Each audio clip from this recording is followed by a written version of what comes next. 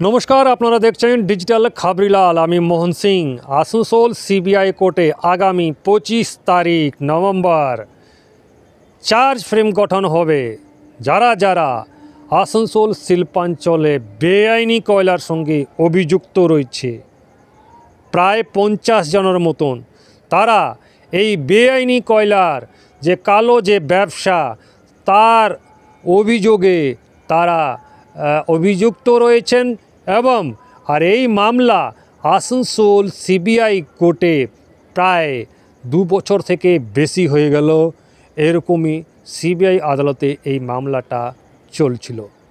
মূল অভিযুক্ত যে অনুপ মাঝি উর্ফ লালা, এর উপরেই মূল অভিযুক্ত এবং প্রায় 50 জন অভিযুক্ত রয়েছেন এই কয়লা পাচার মামলায়।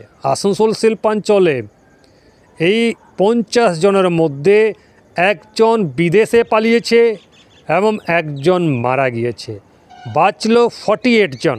আর এই 48 জনের কালকেই ভাগ্য ধার্য করবে আসানসোল সিবিআই কোর্ট।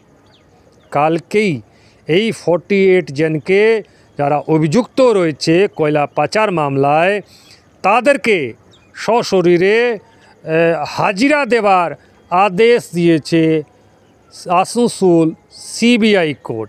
কালকেই চার্জ ফ্রেম গঠন হবে। তার আগেই 2-3 বার দেখা গিয়েছে যে সিবিআই কোর্টে যে আলোচনা রয়েছে, সেই আলোচনা ইতিমধ্যেই প্রায় শেষ হয়ে গেছে। তাদের আইনজীবীরাও জানিয়েছে যে আলোচনা পর্ব শেষ। এবার 25 নভেম্বরে যে চার্জ ফ্রেম গঠন হওয়ার রয়েছে, সেই চার্জ ফ্রেম গঠন হওয়ার যে কাজ, সে আগামী 25 নভেম্বর অর্থাৎ কালকেই এই charge frame Asansol CBI court গঠন করবে।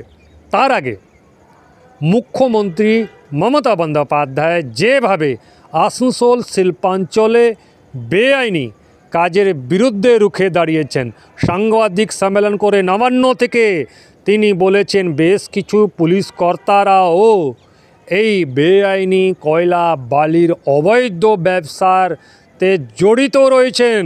তাদের বিরুদ্ধেও ইতিমধ্যেই মুখ্যমন্ত্রী যে কড়া পদক্ষেপ নিয়েছেন আমরা দেখেছি।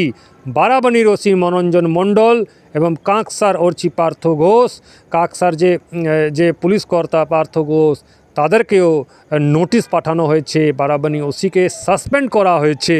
এবং এর সঙ্গে সঙ্গে বেশ কিছু যে পদক্ষেপ আরও পুলিশ কর্তাদের উপরে যে মুখ্যমন্ত্রী কড়া পদক্ষেপ নিতে চলেছে, এমনটাই সূত্র থেকে খবর।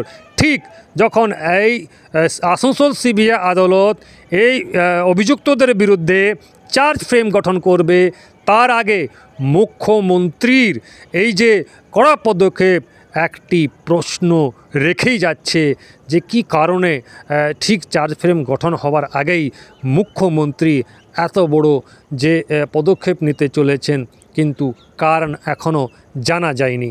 অন্যদিকে এই যে আসানসোল সিবিআই কোর্ট আগামী 25 নভেম্বর যে পুরো প্রক্রিয়া শুরু করবে, সেটা নিয়ে এখন হইচই মেতে রয়েছে আসানসোল শিল্পাঞ্চলে।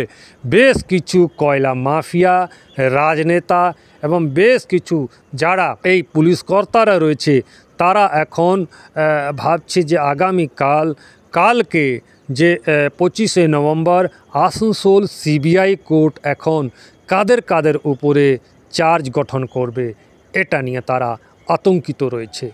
আসানসোল থেকে ডিজিটাল খবরিলালের জন্য মোহন সিং। ডিজিটাল খবরিলাল, খবর আপনাদের, নজর আমাদের।